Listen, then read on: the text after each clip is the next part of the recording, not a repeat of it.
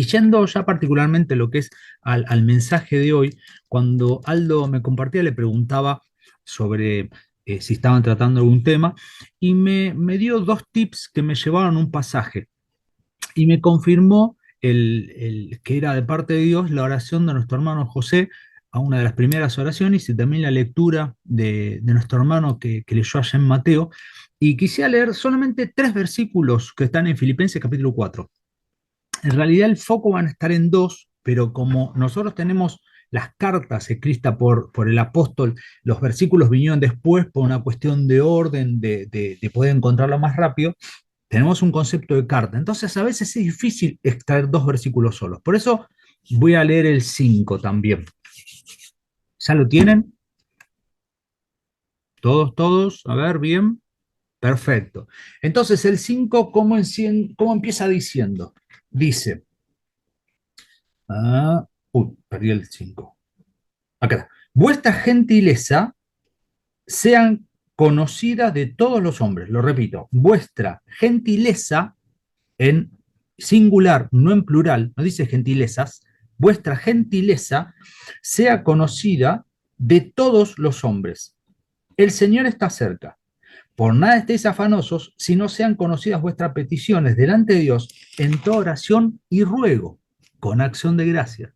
Y la paz de Dios que sobrepasa todo entendimiento, guardará vuestros corazones y vuestros pensamientos en Cristo Jesús. ¿Entendemos más o menos el concepto de lo que está diciendo este texto? ¿Parece sencillo? ¿Qué opinan? Ahí es donde pueden abrir los micrófonos. Ya hago un par de preguntas. ¿Lo vieron este texto alguna vez? ¿Lo consideraron? Seguramente sí fue más de una vez escuchado y meditado. De ahí a Entonces, que sea comprendido es otra cosa. bueno, tampoco vamos a ver si esta noche lo comprendemos porque después hay que aplicarlo, que es lo más importante. Pero les hago una pregunta. ¿No les parece extraño que diga el Señor está cerca y después diga por no estéis afanosos? Y antes del Señor está cerca, les planteé que vuestra gentileza sea conocida de todos los hombres. ¿No es extraño ese el Señor está cerca ahí puesto? Les pregunto.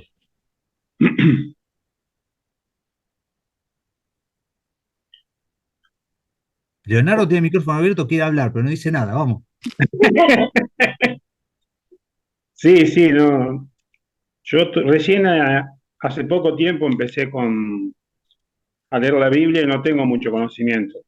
Eh, Bien, hace perfecto. poco que estoy, hace poco que me congrego en la iglesia y bueno, estoy aprendiendo recién. Pero Gracias sí, por la sí, sinceridad. Parece extraño, ¿no? me parece, sí, me parece simple la oración, pero no es tan simple. Porque eso del Señor está cerca también me parece como que te impacta, ¿no? Eh, o Miren, ahí sea, no está diciendo que el Señor está cerca en el sentido que en toda situación yo lo tengo claro, lo cerca. tenemos cerca al Señor. Bueno, no está apuntando a eso, aunque es algo que ya lo tenemos, está claro, pero en este caso en particular no habla de eso. ¿De qué habla? De la venida del Señor. Por lo tanto, es una expresión escatológica. El Señor está cerca, el Señor está cerca de venir a buscar a su iglesia. Ahora, ¿cuál sería el sentido en este contexto? Porque fíjense que lo primero que dice, hermanos, estad gozosos, estad firmes en el Señor. Después dice, al body sinti que sean de un mismo sentir. En el 3, que ayudes a los que combatieron juntamente en el Evangelio. 4, regocíjese en el Señor. 5, vuestra gentileza sea conocida. 6, por nada estéis afanosos. ¿Cuál es el sentido de poner en este contexto de consejos, el Señor está cerca escatológicamente hablando? Es poner una dimensión de la realidad o lo fútil, lo corto que es la vida humana. Y particularmente la vida humana como cristianos. ¿Por qué? Algunos tuvieron la ventaja, la bendición de haber venido al cristianismo desde chicos. Entonces, la mayoría de su vida, la que Dios dio, la pasan en el cristianismo. Otros vienen de más grande. Entonces, del periodo que es su vida, tienen una porción de vida. Para ambos, para todos, cuando el Señor venga, ya sea que cerremos nuestros ojos acá y los abramos allá, o Él nos saque de acá, en el arrebatamiento, cualquiera de las dos situaciones, cuando tomemos conciencia espiritual, vamos a mirar para atrás y nos vamos a dar cuenta que el tiempo que pasó acá era breve. Era como un soplo, como dice el himno. ¿Se entiende? Pese que al que estar acá hoy pareciera ser eterno. Entonces está dimensionando lo que está diciendo. Cuando dice el versículo 5, vuestra gentileza sea conocida delante de todos los hombres, ¿por qué es tan singular? Porque está hablando de una característica de vida. El cristiano tiene que tener en su forma de vida gentileza. No solo dentro de la congregación, para los hermanos de la congregación, sino para todos los que están afuera. Ahora es en un mundo actual que no difiere mucho del mundo donde fue escrita esta carta, en un mundo actual donde te comen, parece que fueras débil si pedís perdón, si pedís permiso, si pedís por favor, que el Señor nos diga a los cristianos, sean gentiles, sean conocidos como gentiles, sean conocidos como amables, sean conocidos pidiendo por favor, de haciendo, aunque no te den, toma una fuerza cuando sabemos que el Señor está cerca. ¿Por qué? Porque Él va, primero que ve actualmente lo que hacemos, pero va a premiar, va a evaluar lo que hicimos. Que el Señor venga cerca también implica que está pronto el juicio sobre nuestra vida como cristianos acá. ¿Se entiende? Entonces se está poniendo en situación para que consideremos cómo vamos a actuar. Yo puedo actuar centrándome en mí o puedo actuar centrándome en la voluntad de Dios. Puedo actuar en mi voluntad o puedo actuar en la voluntad de Dios. Si yo decido actuar en la voluntad de Dios, estoy obligado a ser gentil para con todos los hombres, para con mi vecino, que es el que no quiere arreglar la pérdida de agua y que me está manchando toda la pared que me gasté un montón de dinero para arreglarla y tener que gentilmente ir a decirle que lo arregle. O el que tira la basura y en vez de usar su canasto usa el mío o rompe la mía o lo que hacen los vecinos, ¿no?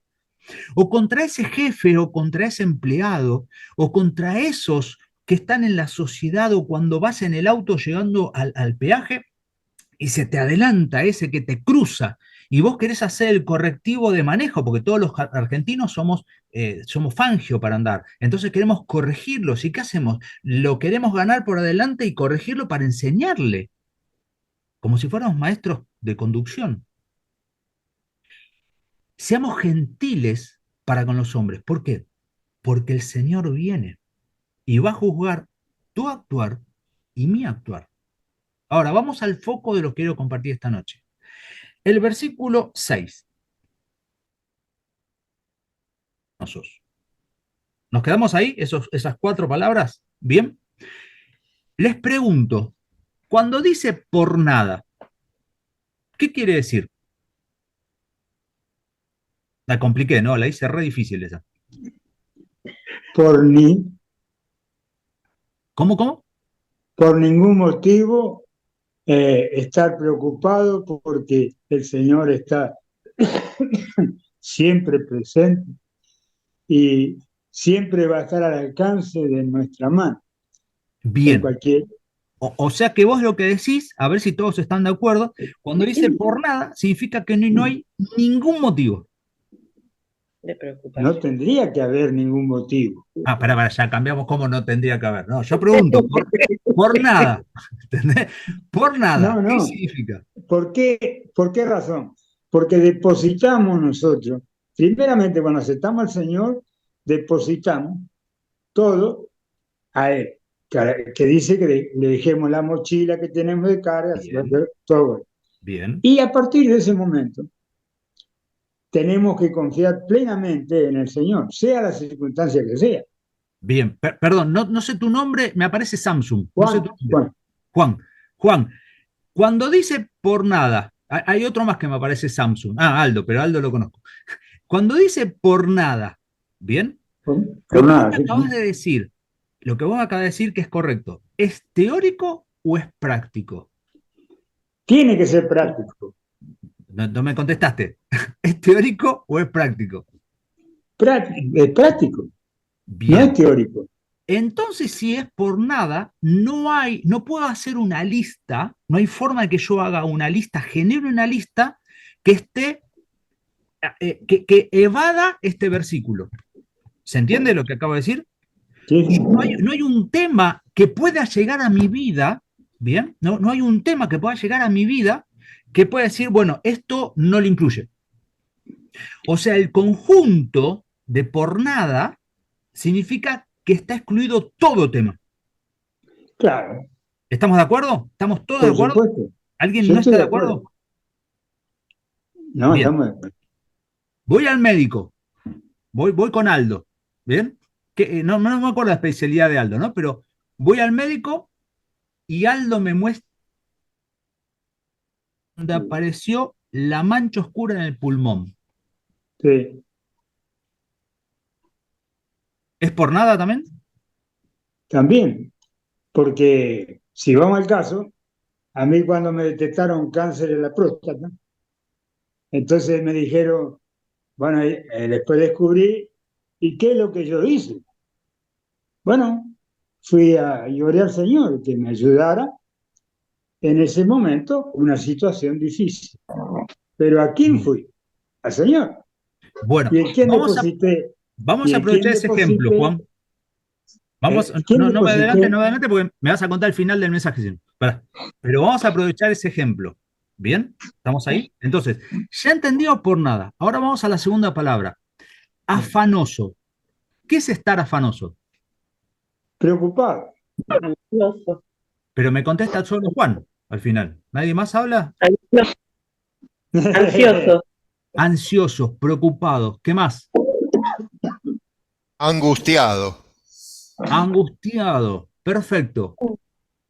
¿Con miedo a que no se cumpla esa petición o la Tu oración que estás nombre, haciendo? porque me sale Misión Cristiana Evangélica. ¿Eh? Nicolás, Nicolás. ¿Se dan cuenta que las cuatro palabras que usaron, las cuatro tienen connotación negativa? ¿Hay ansiedad positiva? No. No.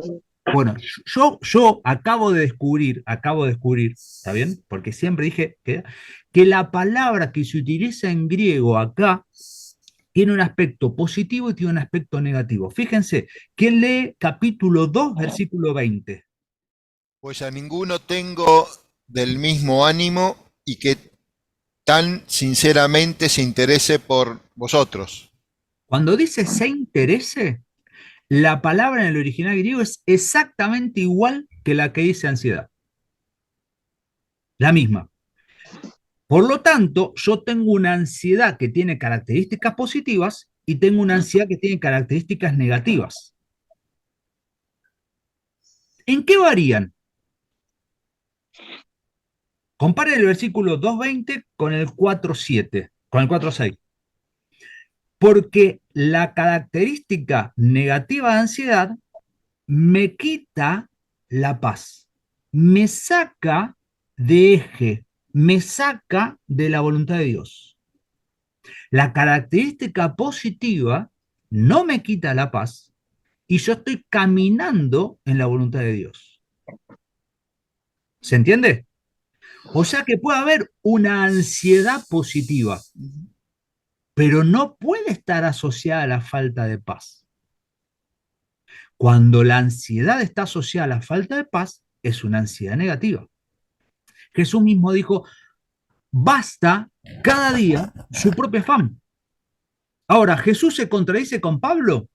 Perdón, y con Pedro, porque Pedro también dijo, echando toda vuestra ansiedad en él, porque tiene cuidado de vosotros, ¿no? Ujú. O Sí. sea que yo no puedo evitar la ansiedad. ¿Qué puedo evitar? El efecto de la ansiedad. ¿Se entiende? Yo no, la ansiedad negativa estamos hablando ahora. Como dice una frase muy antigua, yo no puedo evitar que las aves vuelen, sino que puedo evitar que las aves hagan nido. Hagan, digan, Exactamente. Entonces empieza el apóstol Pablo a los filipenses. Recuerden, el Señor está cerca, está pronto a venir. Por tanto, no estéis afanosos. No pierdan el eje de la voluntad de Dios. No pierdan la paz característica del cristiano. Asócienlo a la gentileza. Tu jefe te hace la vida imposible. ¿Te hace perder la paz? Tu jefe te amenaza con echarte. ¿Te hace perder la paz? Esa eh, inquietud en el corazón. Tu médico, como contaba Juan, te da un diagnóstico como el cáncer. ¿sí? ¿Ese pensamiento te hace perder la paz? Bueno, ¿cuál es la receta del apóstol? ¿Cómo avanza? ¿Cómo avanza? Dice, hace como principio de suplantación, ¿no? Si yo arranco algo, tengo que poner algo. Bien, Ah, principio de suplantación. Entonces, yo no tengo que estar afanoso por nada, joya. ¿Qué me dice el apóstol Pablo? Bueno, sigue diciendo, si no, sean conocidas vuestras peticiones. ¿Y qué son las peticiones? Son las oraciones con propósito, con sentido, objetivas, con motivo. ¿Está bien? Sean conocidas vuestras peticiones delante de Dios. Es importante aclarar esto. ¿sí? ¿Por qué? Bueno, A uno va ver, aprendiendo cada día más ¿qué opina? diferentes formas de ver las cosas. ¿Cómo no entendí? Cuando se plantea esto, uno va aprendiendo también otra forma de pensar en el mismo tema. Enriquece. Sí, igualmente no te llevo a entender. Vuelvo a la pregunta. ¿Por qué dice delante de Dios? ¿Es lícito, por ejemplo, ustedes, ¿no? Van y oran y le dicen, Aldo, ¿podés orar por mí? Sí, Pero acá el texto no está diciendo eso. Aldo puede orar por mí y la iglesia puede orar por mí. Pero sí, el primero que tiene que orar soy yo, porque la ansiedad bien. la tengo yo. Entonces me habla a mí que lo primero que tengo que hacer es ir delante de Dios. Ahora, volvamos a las dimensiones que estamos hablando. ¿Por qué delante de Dios? Porque cuando yo hablo, cuando yo peticiono, cuando le pongo la oración un propósito delante de Dios, estoy reconociendo que Él es la única fuente para resolución de los problemas que yo tengo. Porque podría aprovechar y hacerlo por mí mismo. Miren, vamos a leer Lucas. ¿Me acompañan Lucas capítulo 12?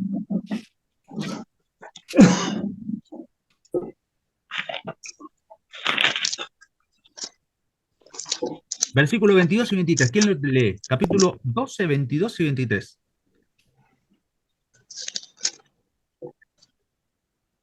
Dijo luego a sus discípulos: Por tanto os digo, no os afanéis por vuestra vida, qué comeréis, ni por el cuerpo, qué vestiréis. La vida es más que la comida, y el cuerpo que el vestido. Ahí cuando dice afanéis, es la misma palabra que está en Filipenses 4:6. Entonces lean de vuelta, dice, Jesús lo dijo ahora. Os digo, no os afanéis por vuestra vida. Miren, para tener el sentido de vida, den vuelta a la página. Fíjense en el versículo 19, en nuestros subtítulos dice el rico insensato. ¿Recuerdan lo que hizo? Aparte, empieza en el versículo 15 diciendo, mirad y guardad de toda avaricia. ¿Bien? Porque la vida del hombre, y ahí está la palabra vida, y dice, la heredad de un hombre rico había producido mucho, y pensaba dentro de sí, ¿qué haré pues? No tengo dónde guardar mis frutos. y esto haré, derribaré mis llaneros y los edificaré mayores, y allí guardaré todos mis frutos y mis bienes, y diré a mi alma, acá la palabra es la misma palabra que dice vida después, o sea, viene la parábola y viene la explicación. Este hombre se afanó porque había tenido mucho fruto y lo resolvió sin hablar delante de Dios. Alma, vida, muchos bienes tienes guardados para muchos años. No habla con Dios. Repósate, come, bebe y regocíjate. No habla con Dios. Entonces, cuando va a explicar la parábola del Señor, ¿qué dice? No os afanéis por vuestra vida. ¿Qué comeréis? Ni por el cuerpo, ¿qué vestiréis? La vida verdadera, es más que la comida del cuerpo que el vestido. Entonces, volvemos acá. Dijimos que cualquier cosa, y vamos a circunscribirnos, ya tenemos el ejemplo de Juan, de la enfermedad, pero vamos a circunscribirnos a la comida y al cuerpo, al vestido, al techo, al alquiler, a la compra, a las cosas. Vamos a circunscribirnos a eso. Por nada seáis estefanosos, si no sean conocidas vuestras peticiones delante de Dios. Yo puedo perfectamente ante cada situación decidir actuar yo o decidir dejar actuar a Dios. ¿Qué es lo que sucede? Cuando hay situaciones extremas como la de Juan, al no tener ya mayor posibilidad, y esto lo debe vivir Aldo todo el tiempo, las personas empiezan a sentir o a percibir o a abrirse espiritualmente, porque se acerca el fin. La fecha de vencimiento que todos tenemos desde que nacimos, de repente empieza a tener número y empieza a acercarse. Entonces empezamos a ir bien. Ahora, cuando nos va bien, cuando los graneros abundan, ¿qué hacemos? ¿Cómo voy a invertir? Che, me sobró un dinero. ¿Qué compro? ¿Dólares, oro, euro? ¿Pongo a plazo fijo porque el interés es buenísimo? ¿Qué hago? Y me olvido de decirle a Dios. ¿Por qué? Porque la ansiedad de no tener, no vaya a ser que Dios me dio tanta inteligencia que los bienes que me dio, no quiero estar tranquilo de comida, quiero estar tranquilo de vestido. Por nada estéis afanosos, si no sean conocidas vuestras peticiones delante de Dios. Y usa dos palabras diferentes, ¿no? O sea, en realidad son 4 en total, pero las 3 primeras usa las peticiones, después usa en toda oración y en todo ruego. ¿Cuál es la oración? La palabra oración apunta a las oraciones generales, pero la palabra ruego a la oración específica. Yo no oro de la misma manera de salud y puedo dar gracia por los alimentos. Ahora, ¿está bien? Está bien. Está bien. Ahora, si yo llevo 20 días sin comer, seguramente mi oración por la comida sería igual que por la necesidad de salud. Dios no está diciendo que la oración de comida de todos los días tiene que ser igual que si no tuviera 20 días de comida. Lo que está diciendo es que la presencia de Dios debe ser palpable y latente todos los días. Entonces no hay oración pequeña. No puedo salir a la mañana sin encomendar el día a Dios y no puedo volver sin encomendar mi noche a Dios. No puedo empezar el día sin darle gracias a Dios y no puedo llegar a la noche a dormir sin darle gracias a Dios. No puedo hacer las cosas pequeñas ni las cosas grandes sin darle gracias a Dios y pedirle. Hermanos, el concepto de esto, por eso empezaba, el Señor viene, el Señor está cerca, el Señor está pronto. De esto. Y mi oración, no puedo dejarme inquietar por el afán. Hermanos, estamos cerca de un tiempo electoral y las iglesias, los hermanos, manifestamos algunas debilidades a partir de la política. El cristiano tendría que ser claramente apolítico. Y no importa que tenga un pensamiento, el pensamiento tiene que tener, no puede tomar facción o división o separación. Hermanos, nosotros oramos por las autoridades porque lo dice Romanos, independientemente del color que tengan. porque Dios puso las autoridades. Si yo oro por ellos, porque Dios me pide que ore. Y claramente también lo dice en 1 Timoteo capítulo 2, versículo 6. No importa el color, oro por la autoridad, quien cumple en un periodo la autoridad porque Dios lo colocó. Ahora yo no puedo estar en afán porque va a cambiar el color o porque va a venir el que yo quiero.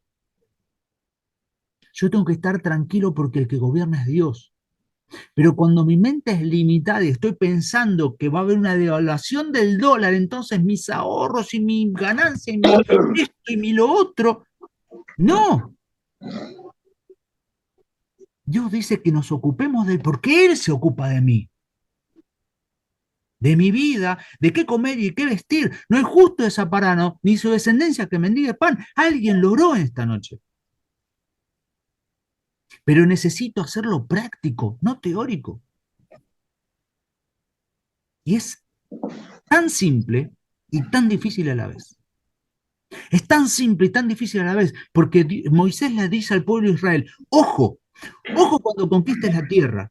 No vaya a ser que cuando entres y la tierra te empiece a fluir leche y miel y estés tranquilo, diga, fue mi astucia, fue mi sombro, fue mi habilidad, fue mi fuerza. ¿Sabe qué hizo el pueblo de Israel? Se olvidó. ¿Sé qué nos pasa a nosotros los cristianos? Nos olvidamos. Entonces nos acostumbramos a las bendiciones de Dios y creemos que las tenemos ganadas todas. El Evangelio salva y el Evangelio educa. Y nos olvidamos de entregarle cada día a Dios. Yo por lo menos, no quiero acusar a ustedes, perdónenme, yo por lo menos. Y me cuesta bajar los 20 centímetros de la cama para arrodillarme y dar gracias al mañana. Y pongo el horario bien justito porque así me levanto y duermo un poquito más. Y Dios, por nada estéis afanosos, si no sean conocidas vuestras peticiones en toda oración y ruego. Pero acá viene para mí mi mayor problema, con acción de gracias. La palabra ahí es Eucaristía. La conocemos porque es una palabra muy usada por la Iglesia Católica y nosotros también la usamos, pero Eucaristía es la acción de gracias. La Eucaristía es lo que hacemos cuando vamos a partir el pan y la copa los domingos a la mañana. La Eucaristía con el cuerpo de Cristo, con la acción de Cristo. Es nuestra acción de gracias. Y ahí lo que está diciendo que cuando aparece la placa con la mancha, cuando perdemos el trabajo, cuando muere un familiar, cuando pasan esas cosas terribles, podés decirle gracias, Señor. ¿Por qué? Porque estoy diciendo es Dios es el soberano. Cuando no puedo decir gracias es porque todavía estoy luchando contra mi voluntad, contra la voluntad de Dios. Estoy haciendo la pulseada. Y cuando resisto a Dios, me acarreo condenación, dice Pedro. Hermanos, la ansiedad va a quitar la paz. Y si yo no entiendo el propósito de Dios, que Dios lo permite, así es. Lamentaciones tiene un capítulo 3, tremendo. Y decía en el capítulo 3, lo veíamos el domingo en la cena, el Señor dice que cuando Él pone la presión, el trabajo sobre uno, que yo ponga el rostro en tierra, porque esperando que Dios actúe. Pero ¿qué hago? Yo levanto mi rostro de tierra y quiero reaccionar porque no me gusta que Dios me ponga presión. Dice que es bueno que esto se haga desde la juventud, porque mi corazón de la juventud es rebelde. Ahora estoy más grande, entonces pienso diferente. Pero de joven soy rebelde y no quiero guardar la presión. Y pienso en aquellas familias, por ejemplo, que Dios le permitió, familias cristianas piadosas, que Dios le permitió un hijo con una enfermedad que nunca se va a cambiar. ¿Y qué hacen? Tenemos que dar gracias a Dios. Tenemos que dar gracias a Dios. Pero no tiene que ser esto como una resignación. No es una resignación. No es que, bueno, me tocó a mí. Y entonces, Señor, gracias. No, no es resignación. No es tampoco quedarse quieto. No es que perdí el trabajo y me pongo a orar y me quedo en la cama orando. Yo tengo que estar orando y yendo a buscar trabajo. Pero dando gracias a Dios por lo que me permite pasar, porque Él es el soberano. Entonces, cuando doy gracias a Dios, las cosas toman lugar. Cristo vuelve pronto y Él sabe lo que me pasa. Y Él va a juzgar cada acción. Y este tiempo es corto. Tenemos la promesa del cielo. Alguien oró, no me acuerdo quién fue, y habló de la salvación y su promesa, lo que significa para nosotros. Entonces, ¿qué sería el problema acá? Hermanos, y cuando yo hablo de esto, a mí me preocupa mucho, porque Dios me va a probar seguramente, va a permitir que sea probado en esto. ¿Y saben qué me pasa en mi vida? Yo quiero salir, no me gustan las pruebas, pero Dios con las pruebas, ¿qué hace? Me saca a mejor. Pero hasta que yo no acepte y empiece a dar gracias, no voy a salir a mejor.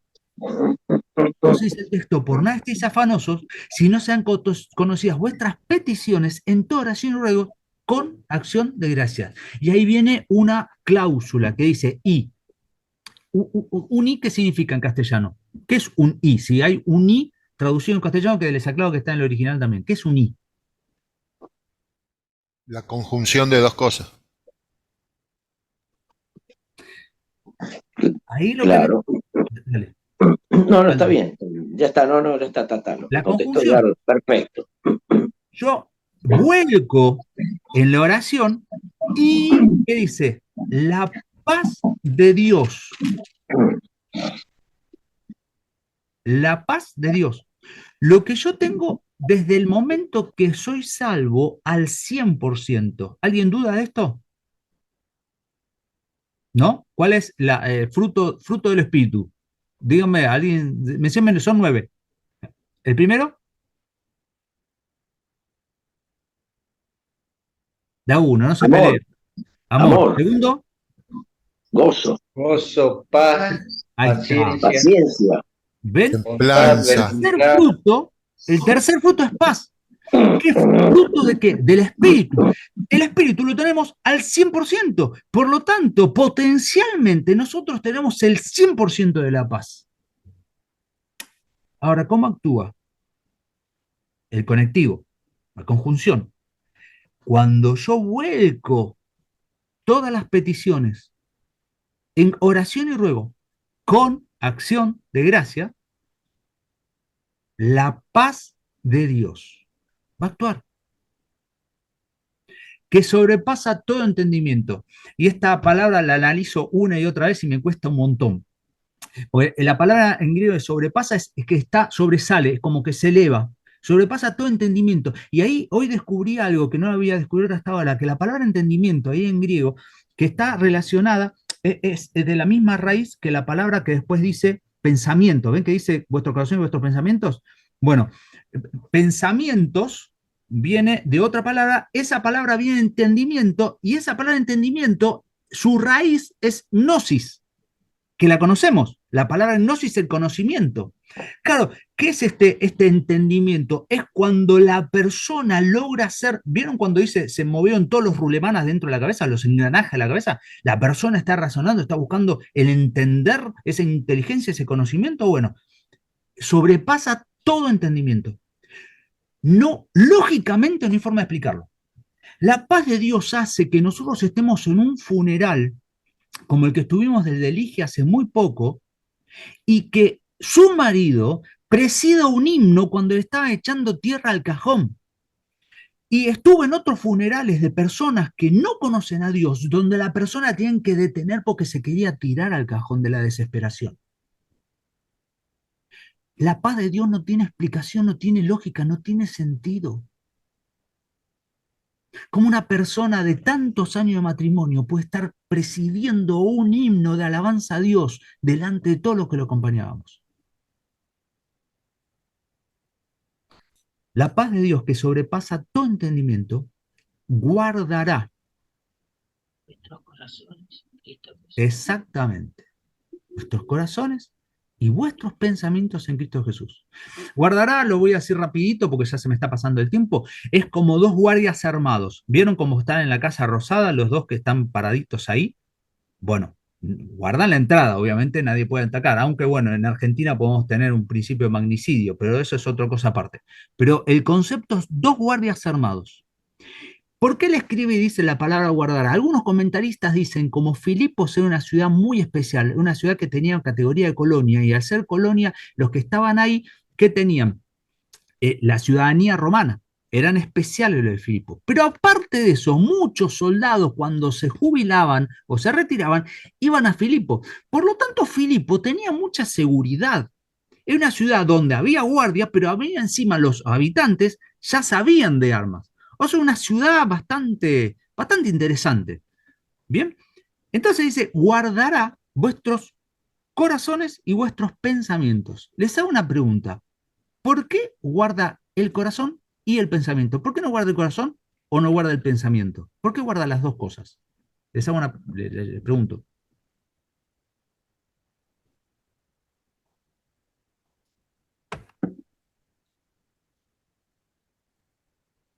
El corazón, porque como la Biblia dice, porque de él mana la vida, y los pensamientos, porque somos continuamente atacados por Satanás y por el mundo, y sabemos que nosotros somos muchas veces débiles de mente, y entonces somos fácilmente manipulables, entonces eso nos hace maquinar cosas y Y te hago bueno, una nos pregunta, hace Juan. desviar.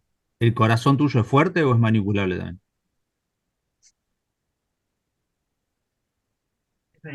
El corazón ¿Viste? es engañoso y es perverso. Las dos cosas, el pensamiento y el corazón. Ahora, ¿qué sale del corazón y qué sale del pensamiento? ¿Por qué hay que guardar las dos? Y estoy de acuerdo con lo que dijiste, Juan, ¿eh? Estoy totalmente de acuerdo. José tiene el micrófono abierto, no sé si quiere comentar algo. No, yo simplemente que hay algo que está muy relacionado, porque Pablo mismo nos dice en Efesios, renovado en el espíritu de vuestro entendimiento, de vuestro pensamiento. Bien, Está está asociado. en concordancia. Exacto. ¿Qué pasa con el pensamiento? Con el pensamiento tratamos de resolver situaciones. Con el pensamiento, ¿qué hacemos? Como aquel rico insensato. Tengo tanto, ¿qué voy a hacer? Y voy a agarrar y voy a destruir los graneros y voy a hacer graneros nuevos. ¿Y qué pasa con el corazón? Relájate, gozá, disfrutá. ¿Sabes lo que te quedó ahorita? El corazón genera sentimientos, muchas veces negativos, que nos llevan a una espiral descendente y arrastran la forma de pensar. Y se producen cuando se alojan las ideas, fortalezas que se levantan en contra de Cristo. Pero yo soy cristiano. Sí, sí, cristiano también. Cristiano también. Nosotros oramos y le comparto porque, bueno, es una carga para nosotros y es una oración constante, ¿no? Por eso yo puedo entender claramente lo que es una petición de un ruego. Pero hace ya un buen tiempo, a los 26 años, nuestra hija mayor, se apartó de la iglesia. Decidió, evidentemente ya estaba apartada antes, lo que hizo fue manifestarlo. Pero al manifestarlo, lo que dijo es que Dios no le contestaba las oraciones. Entonces eso fue en su mente, sumándose, hasta construir una fortaleza. ¿Y cuál es la fortaleza? Dios no me contesta las oraciones. Hace unos meses hablaba con una hermana de la iglesia con más de 50 años, pero que es soltera, y me dijo la misma frase que mi hija de 26 años. Dios no me contesta las oraciones. ¿Y qué es lo que pasa?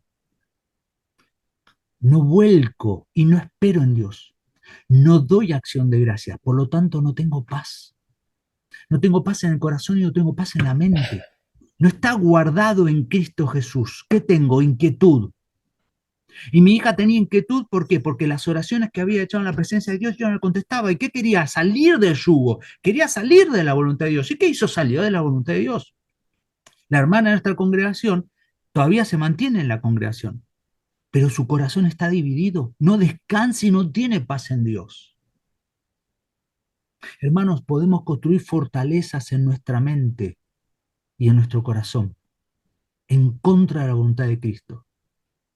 Por eso es importante entender que Cristo viene pronto. Entonces termina, y la paz de Dios que sobrepasa todo entendimiento, guardará vuestros corazones y vuestros pensamientos, o nuestros corazones y nuestros pensamientos, en Cristo Jesús. ¿Quién va a tocarnos allá? Ni la vida, ni la muerte, ni lo alto, ni lo principado, ni lo alto, ni lo porvenir. Nada nos puede separar del amor de Dios que es en Cristo Jesús. Con la paz, lo mismo. Les dejo de tarea para que estudien el 8 y el 9, porque ahí habla de forma práctica. ¿Cómo tengo que pensar? ¿Cómo tiene que pensar un creyente para con los de la iglesia y para con los de afuera? Y una variación, y el Dios de paz estará. Cambia, no es la paz de Dios ahora, ahora es el Dios de paz. Se lo dejo como tarea. Que Dios nos bendiga y gracias por el tiempo que pudimos estar juntos. Amén.